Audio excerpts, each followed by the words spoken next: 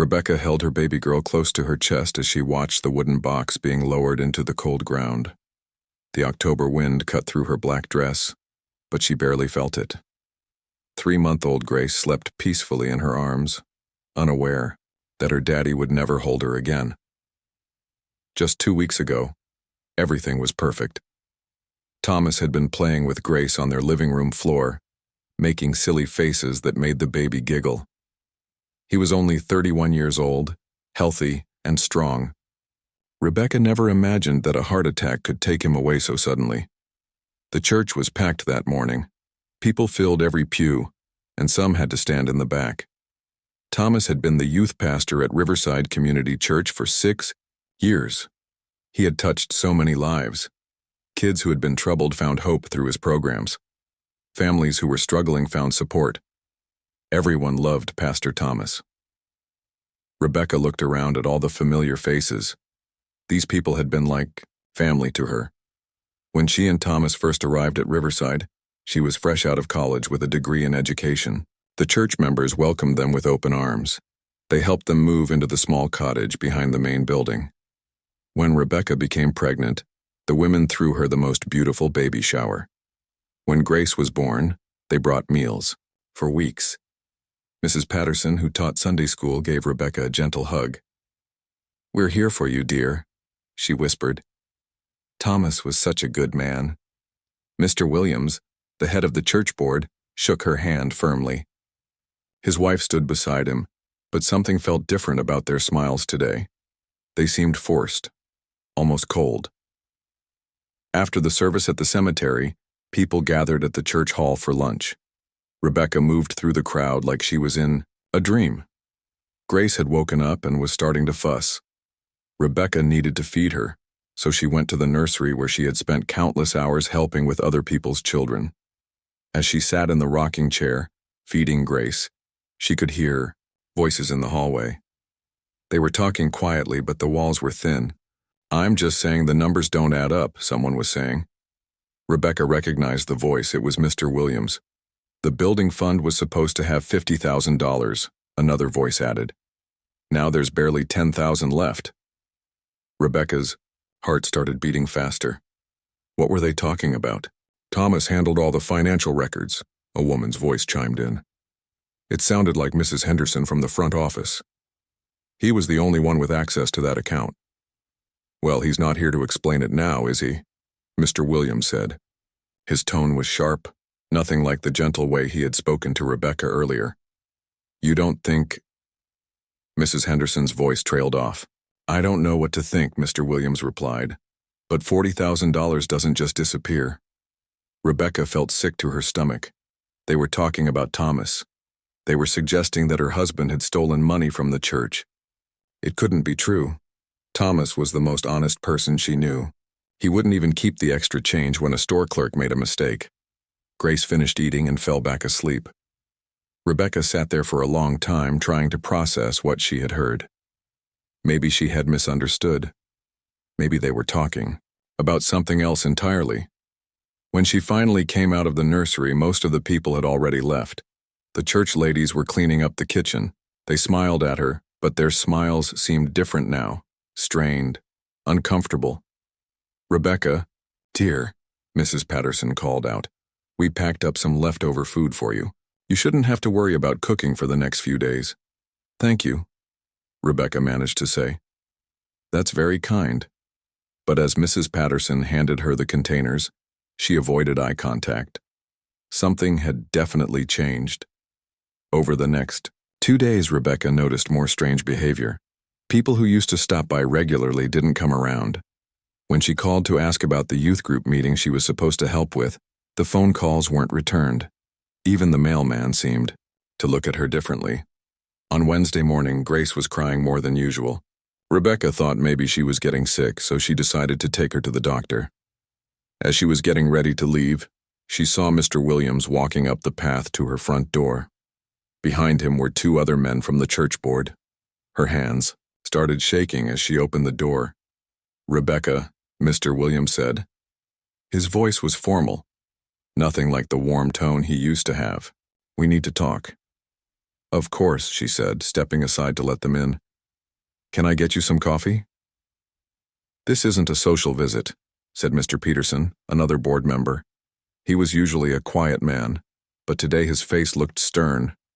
They sat down in her small living room, the same room where Thomas had played with Grace just weeks before, the same room where they had hosted church board members for dinner many times. Rebecca, Mr. Williams began, we've discovered some serious problems with the church finances. Her mouth went dry. What kind of problems? Money is missing from the building fund, Mr. Peterson said bluntly. A lot of money. Thomas was in charge of that account, added the third man, Mr. Foster. He was the only one who could make withdrawals. Rebecca felt like the room was spinning. There has to be some mistake. Thomas would never steal money. He wouldn't even take home extra office supplies. The bank records don't lie, Mr. Williams said. $40,000 has been withdrawn over the past 6 months. Cash withdrawals made with Thomas's authorization. Then someone else made those withdrawals, Rebecca said, her voice getting louder. Grace stirred in her arms. Someone forged his signature or something. Thomas didn't take that money. The three men exchanged glances. Mr. Williams cleared his throat. Rebecca, we understand. This is difficult. But we have to face facts. What facts? She demanded. The fact that my husband just died? The fact that he devoted his life to this church? The fact that he never cared about money? The fact that you two were struggling financially? Mr. Peterson said quietly. Everyone knew things were tight. The baby, the medical bills. It was true that money had been tight. Thomas's salary wasn't much and the bills had piled up during Rebecca's pregnancy. But they had been managing. They had never talked about taking money that wasn't theirs. We didn't steal anything, Rebecca said firmly. If money is missing, then someone else took it. Maybe you should be looking at other people who had access. Mr. Williams stood up. Rebecca, the board has made a decision. We're going to have to ask you to step down from your position as assistant youth director, effective immediately. Rebecca stared at him. You're firing me? At my husband's funeral, you told me I was like family. Now you're firing me? It's not personal, Mr. Foster said, though his tone suggested otherwise. We have to protect the church. Protect the church from what? From me? I just lost my husband, and now you're accusing me of being a thief? Mr. Williams's face was stone cold. We're also going to need you to vacate the cottage by Friday. Friday? Rebecca's voice cracked. That's 2 days away. Where am I supposed to go with a baby?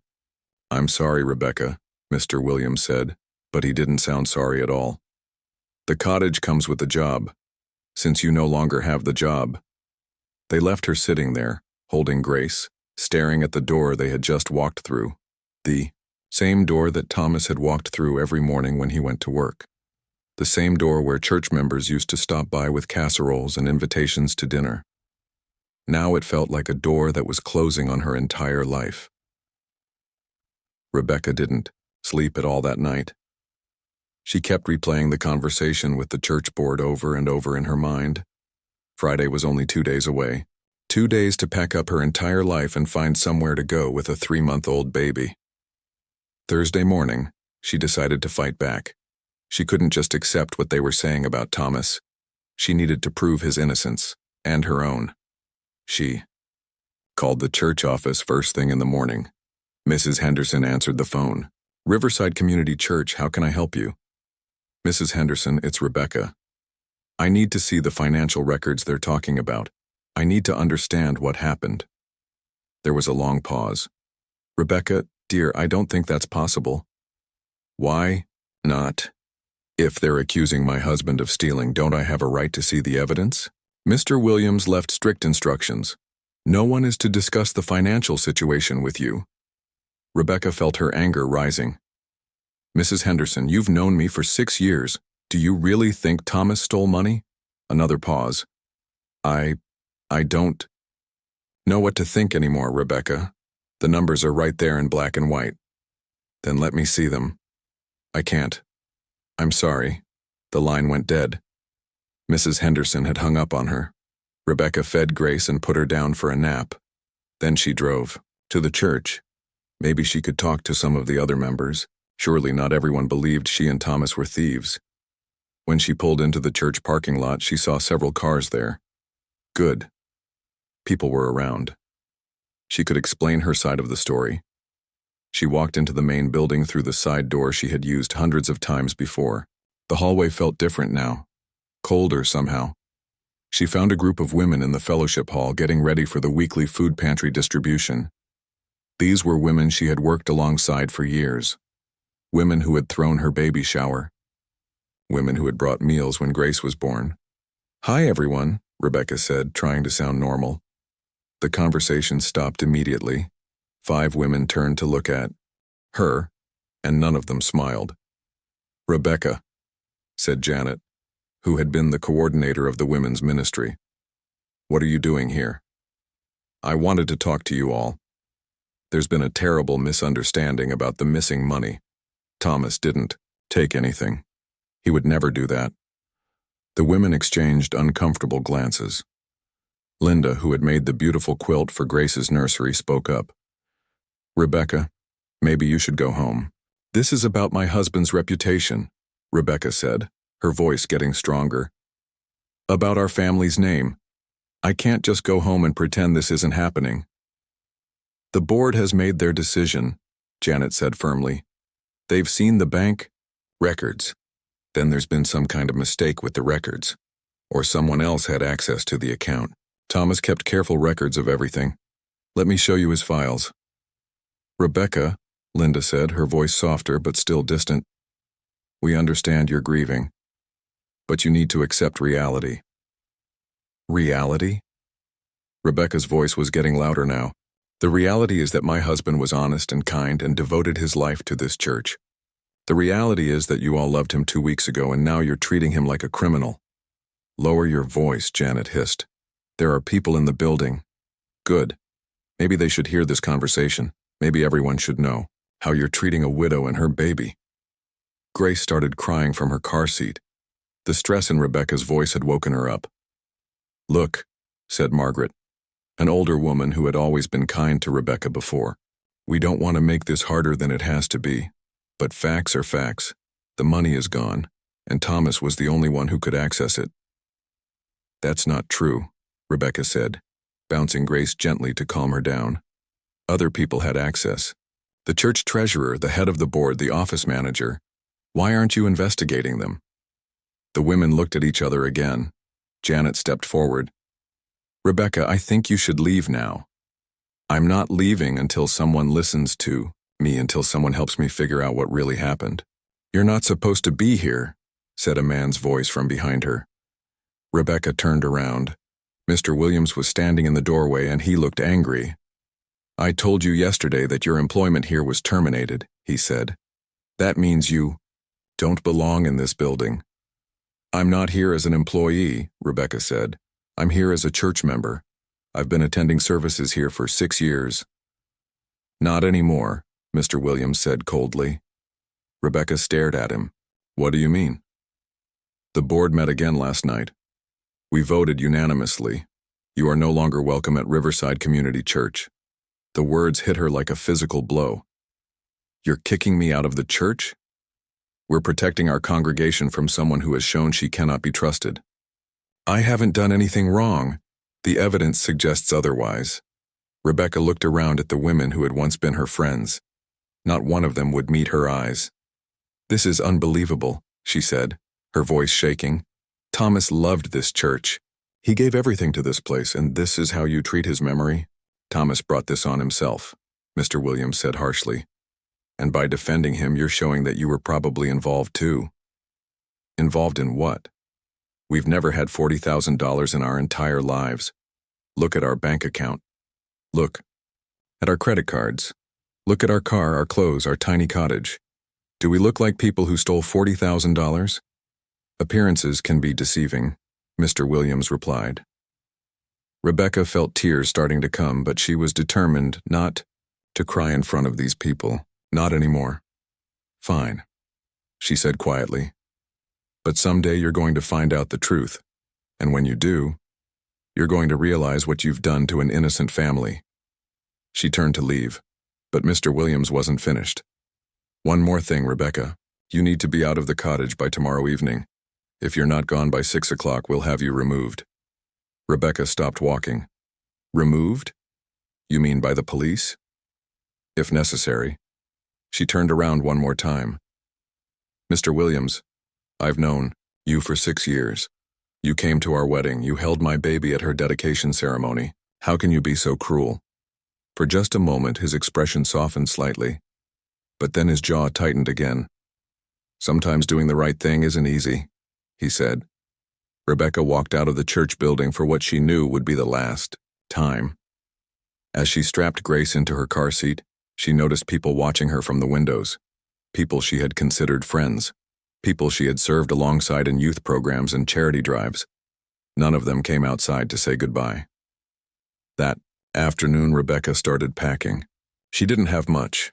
A few pieces of furniture that had belonged to her parents. Clothes, books, baby things. Everything fit into a dozen boxes and a few suitcases. She had nowhere to go. Her parents had died in a car accident her senior year of college. Thomas had been her whole world, and the church had been her community.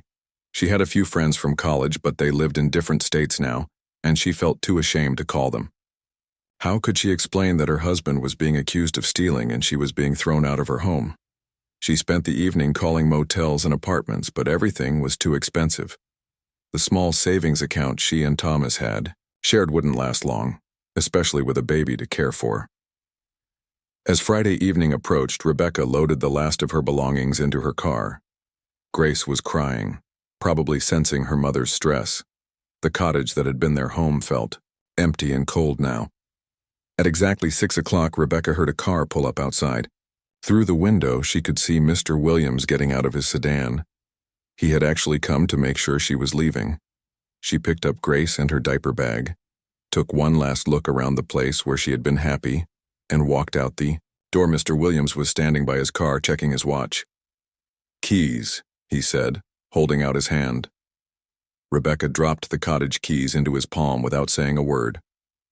As she drove away from Riverside Community Church, she saw several people standing in the parking lot watching her leave. Not one of them waved goodbye. Rebecca drove around town for 3 hours that first night, not knowing where to go. Grace was crying in the back seat, and Rebecca was trying not to panic. She had never been homeless before. She had never even thought about what it would be like. Finally, she pulled into the parking lot of a 24-hour grocery store. The bright lights made her feel a little safer. She climbed into the back seat with Grace and tried to get comfortable. The car was a small Honda that she and Thomas had bought used 4 years ago. There wasn't much room to stretch out. Grace needed to be changed, but Rebecca couldn't do it properly in such a small space. She managed as best she could, then tried to get the baby to sleep. Every time a car pulled into the parking lot, Rebecca's heart jumped. She was terrified that someone would call the police or ask her to leave. But the night passed quietly. Grace finally fell asleep around 3 in the morning, and Rebecca dozed off holding her. She woke up when someone knocked on her car window. A security guard was standing outside looking concerned. Rebecca rolled down the window slightly. "Is everything okay, officer?"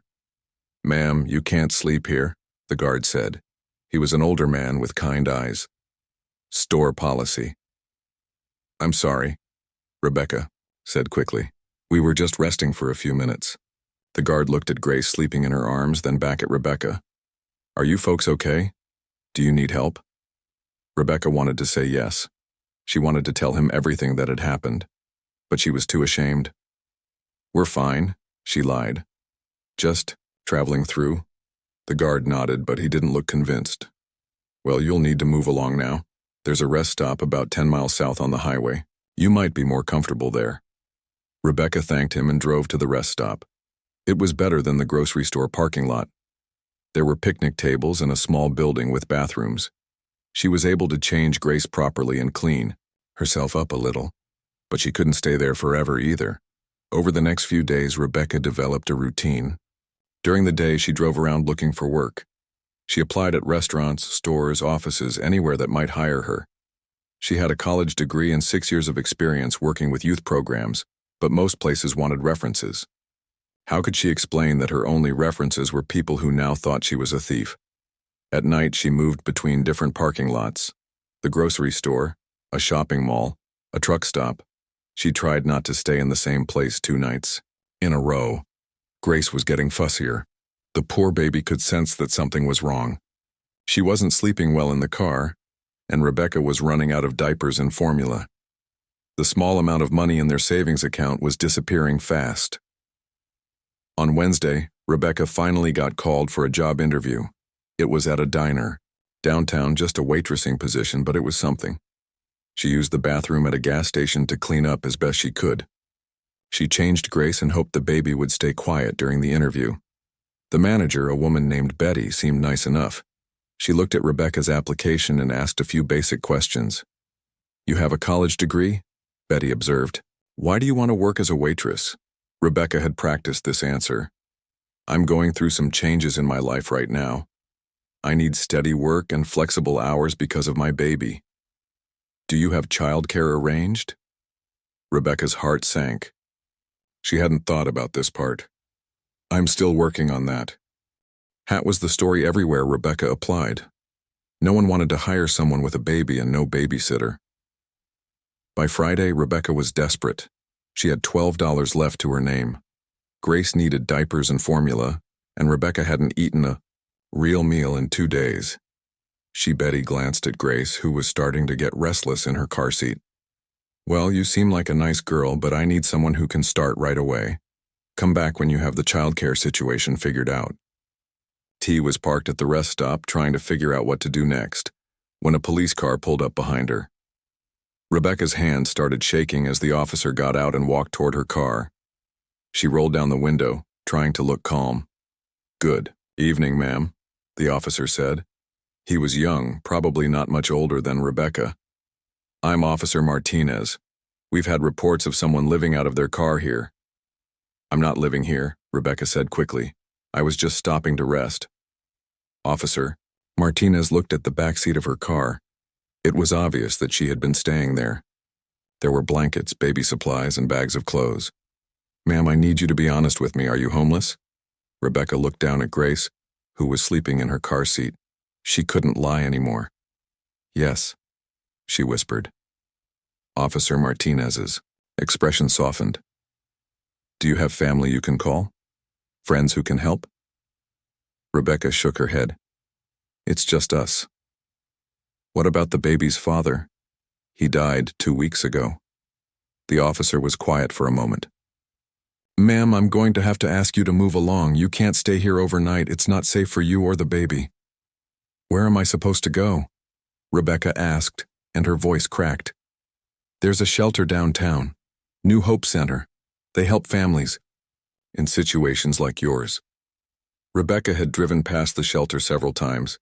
It was in a rough part of town, and the idea of staying there terrified her.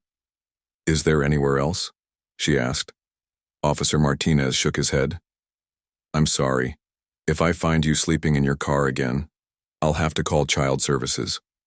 I don't want to do that, but it's my job to make sure the baby is safe." The threat of losing Grace was worse than any fear Rebecca had about the shelter. "Okay," she said quietly. "Can you give me directions?" Officer Martinez wrote down the address and even drew a simple map.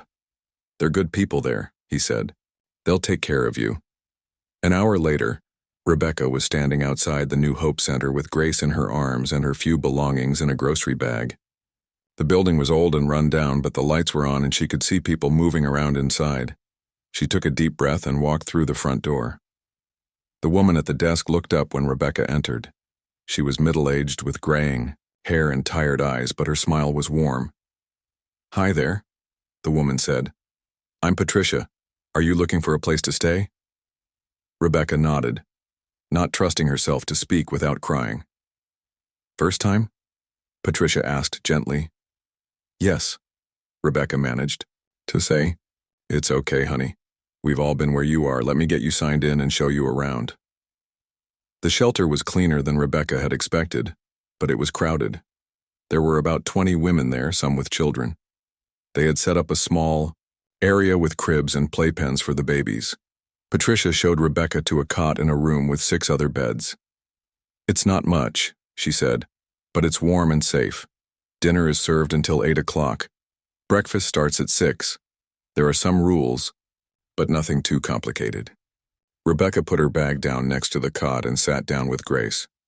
The other women in the room glanced at her but didn't say anything. They all looked tired, worn down by whatever circumstances had brought them here.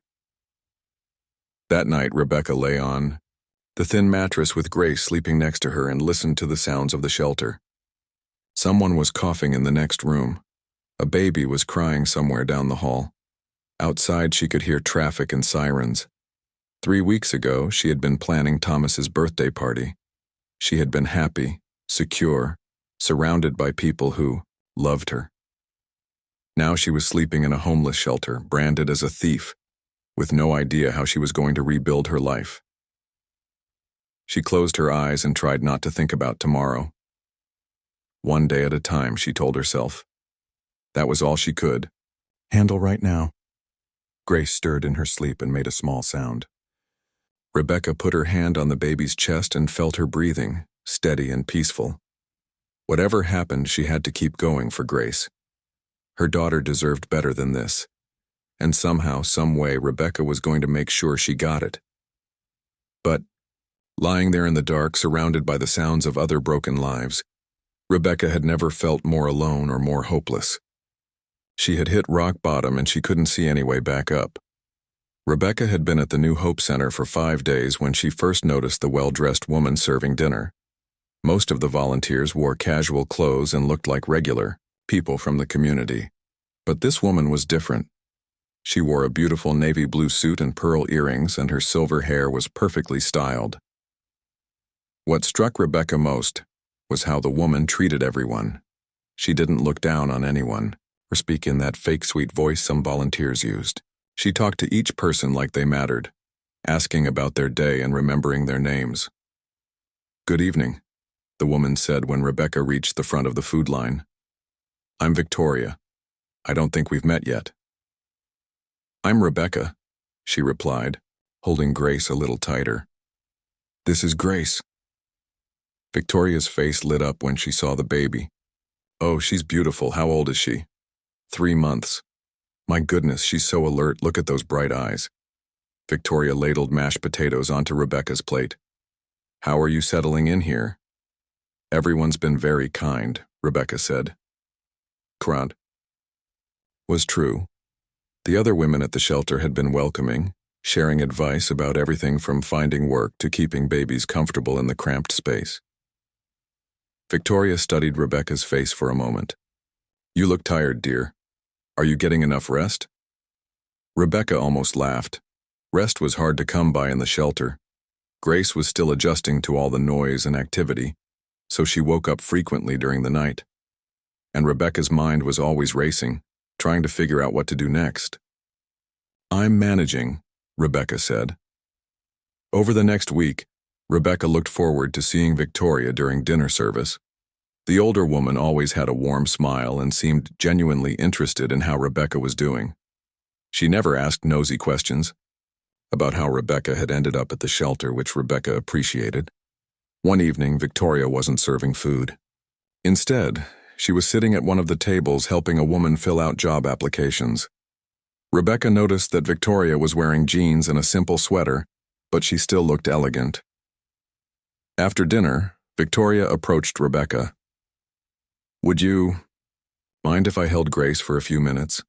I don't get to spend much time around babies anymore." Rebecca hesitated. She hadn't let anyone else hold Grace since they'd left the church. But something about Victoria felt safe. "Of course," Rebecca said, carefully passing the baby over. Victoria held Grace like she was made of glass, speaking to her in a soft voice. Grace, who had been fussy all day, immediately calmed down. "You have a way with her," Rebecca observed. "I raised 4 children of my own," Victoria said. "Though that was a long time ago. They're all grown now with families of their own." They sat together at a quiet table while Grace dozed in Victoria's arms. For the first time in weeks, Rebecca felt herself relaxing a little. "Rebecca," Victoria said quietly.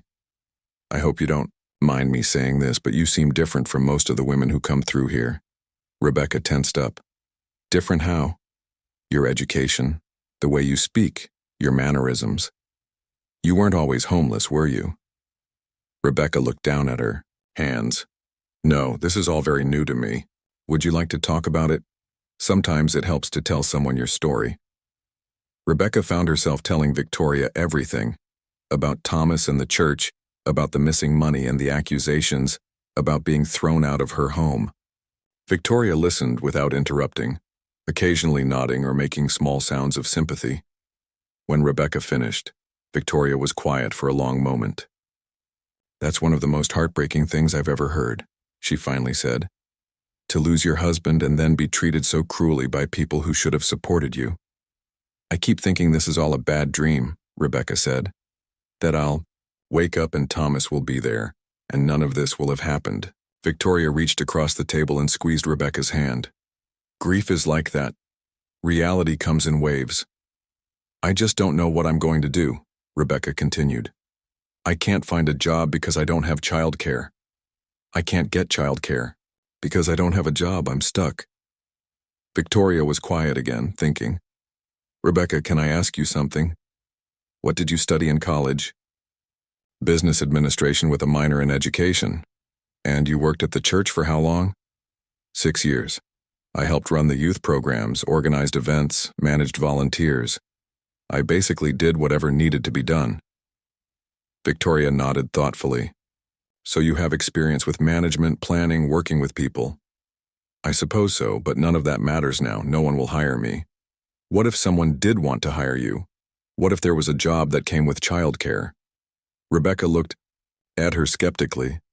Jobs like that don't exist, not for people like me. Victoria smiled mysteriously. You might be surprised. The next evening, Victoria wasn't at the shelter. Rebecca found herself disappointed. She had gotten used to their conversations. But Victoria appeared the following night, and she looked excited about something. Rebecca, she said, pulling her aside after dinner, I have a proposition for you. What kind of proposition? I wasn't completely honest with you before, Victoria said. I mean, I didn't lie, but I didn't tell you the whole truth about who I am. Rebecca frowned. I don't understand. I own a company. Actually, I own several companies. I started with one small business 30 years ago, and it grew from there. Rebecca stared at her. You're rich? Victoria laughed. I suppose I am, but that's not the point. The point is that I need help. What kind of help? I run a foundation that helps women and children in difficult situations. It's grown bigger than I ever expected, and I can't manage it all by myself anymore. I need someone to help me organize events, manage volunteers, coordinate with other organizations, someone with education and experience working with people. Rebecca's heart started beating faster. Are you offering me a job? I'm offering you a chance, Victoria said. The job comes with a good salary, full benefits, and there's a small apartment over my garage that you could use. It has its own entrance, a kitchen, everything you'd need. Grace could stay with you while you work. Rebecca felt dizzy. It sounded too good to be true. Why would you do this for me? She asked. Victoria's expression grew serious. Because I see something in you, Rebecca. Despite everything that's happened, you haven't become bitter or angry. You haven't given up. You take care of your daughter with such love, and you treat everyone here with respect. Those are qualities I value. But you barely know me. I know enough, Victoria said firmly. I know that you're honest, hardworking, and determined. I know that you've been through hell and you're still standing. That tells me everything I need to know about your character. Rebecca felt tears starting to form. I don't know what to say. Say yes, Victoria said with a smile. Say you'll give it a try. What if I mess it up? What if I'm not good enough? Then we'll figure it out together. Everyone deserves a second chance, Rebecca. Let me give you yours. Rebecca looked down at Grace, who was sleeping peacefully in her arms. Just a week ago, she had been at rock bottom, feeling hopeless and alone. Now someone was offering her not just a job, but a home, a future. Yes, she whispered. Then louder, yes, I'd like to try. Victoria's smile was radiant. Wonderful. We can start whenever you're ready. Take a few days to think about it, and then we'll get you moved in. That night, Rebecca lay on her cot at the shelter and allowed herself to hope for the first time in weeks. She didn't know why Victoria had chosen to help her, but she was grateful beyond words. Maybe, just maybe, things were finally going to get better. 6 months later, Rebecca could hardly believe how much her life had changed. She was sitting in her small but comfortable apartment above Victoria's garage, watching Grace play with colorful blocks on the carpet. The baby was getting bigger and stronger every day, and her laugh filled the room with joy. The apartment was perfect for them. It had a bedroom, a small living room, a kitchen, and even a tiny nursery that Victoria had helped her decorate. Through the windows, Rebecca could see Victoria's beautiful garden, where she often took Grace for walks during her lunch breaks. Working for Victoria had been everything she'd hoped for and more.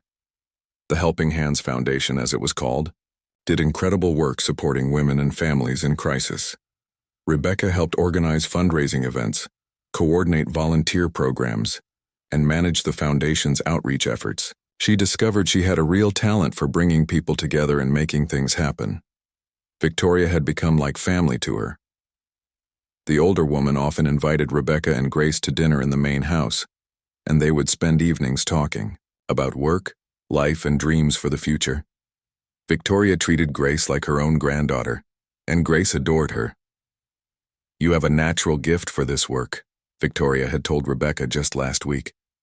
"I'm thinking about promoting you to program director soon." Rebecca never would have imagined that losing everything could lead to finding something so much better. But there was still one thing that bothered her. Late at night, when Grace was sleeping and the world was quiet, Rebecca still thought about the church and the accusations against Thomas. She knew her husband hadn't stolen that money, but she had no way to prove it. The injustice of it still hurt. One morning, Victoria called Rebecca into her office in the main house. The room was elegant but comfortable, with floor-to-ceiling bookshelves and large windows overlooking the garden. "Rebecca, I want to talk to you about something," Victoria said, gesturing for her to sit down. "I've been thinking about what happened to you at the church." Rebecca's stomach tightened. "What about it?" "I think we should investigate, find out what really happened to that money."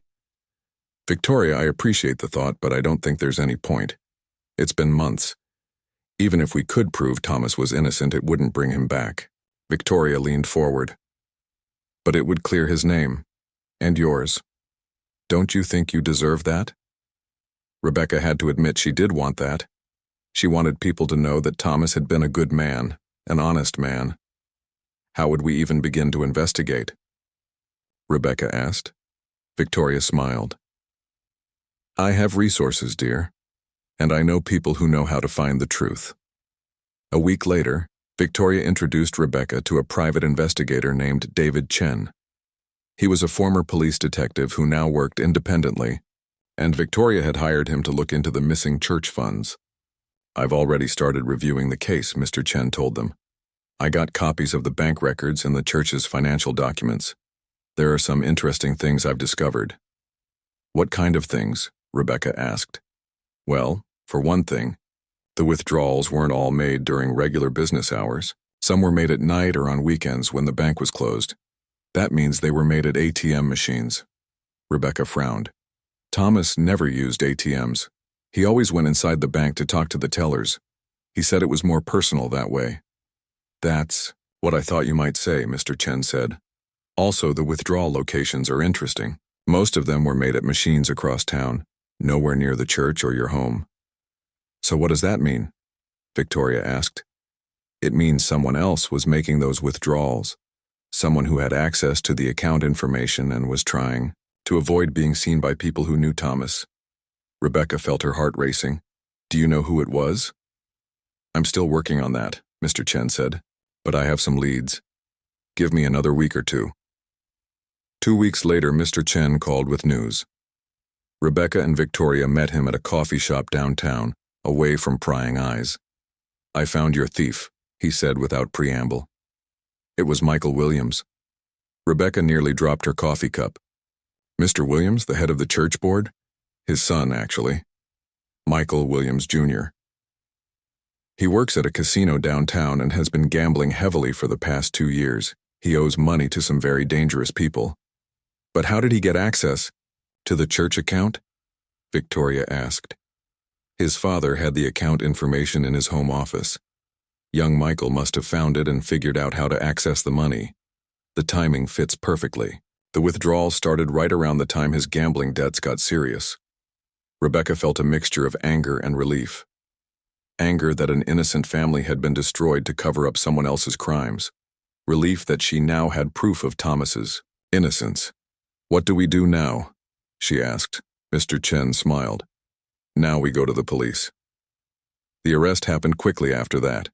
Michael Williams, Jr. was taken into custody, and when faced with the evidence, he confessed everything. He had been stealing from the church for months, making small withdrawals at first, then larger ones as his debts grew.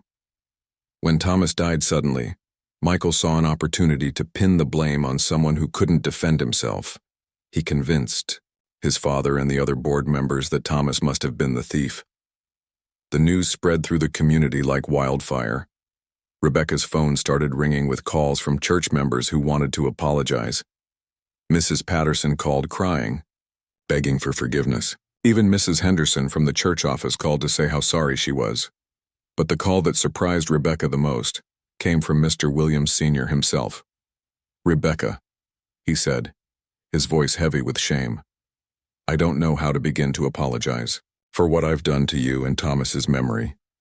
"Your son made his own choices," Rebecca said quietly. "You didn't know.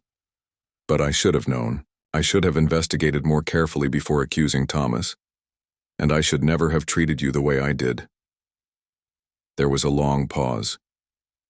"Rebecca, the board met last night. We want to make this right. We're prepared to offer you a substantial settlement, enough to buy a house, start over completely." Rebecca looked around her apartment, then out the window where she could see Victoria working in her garden. Grace was napping peacefully in her crib. "I appreciate the offer, Mr. Williams," she said. "But I don't need your money.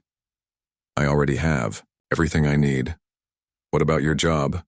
We'd like you to come back. We'll double your old salary." Rebecca almost laughed. "I have a job, one that I love, working for someone who respects me and treats me like family. Rebecca, please, let us make amends." "You want to make amends?" Rebecca said, her voice growing stronger. "Set up a fund for homeless families. Make sure what happened to me never happens to anyone else. See, that's how you can make amends." A month later, Rebecca was invited to speak at the church's dedication ceremony for the new Thomas Memorial Family Support Fund. She stood at the same podium where Thomas used to preach, holding Grace in her arms, looking out at the congregation that had once rejected her. Many of the faces looked ashamed. Some people were crying. Mr. Williams sat in the front row with his head down, looking like he had aged 10 years. "My husband Thomas believed in forgiveness," Rebecca said. "He believed in second chances and the power of community to heal and support each other. I hope this fund will help other families avoid the kind of crisis that my daughter and I faced." After the ceremony, several people approached Rebecca to apologize personally. She accepted their apologies graciously, but she felt no desire to rejoin this community. She had found something better. That evening, Rebecca sat on her small porch with Victoria, watching Grace crawl around on a blanket in the grass. The sun was setting and the garden was peaceful and quiet. "Do you ever regret it?" Victoria asked. "Turning down their offer to come back?" Rebecca smiled, thinking about the question. "Not for a second. That church was my whole world once, but it was a small world. Now I have a bigger purpose, better friends, and a future I'm excited about." Victoria reached over and squeezed her hand. "I'm proud of you, dear. You could have been bitter and angry, but instead you chose to build something positive." "I had a good teacher," Rebecca said, squeezing back. Grace babbled happily from her blanket, and both women laughed. Rebecca picked up her daughter and held her close grateful for the journey that had brought them to this moment. She had lost everything once, but in the end, she had gained so much more than she had ever imagined possible. Sometimes the worst thing that happens to you can lead to the best thing that ever happens to you. Rebecca was living proof of that truth.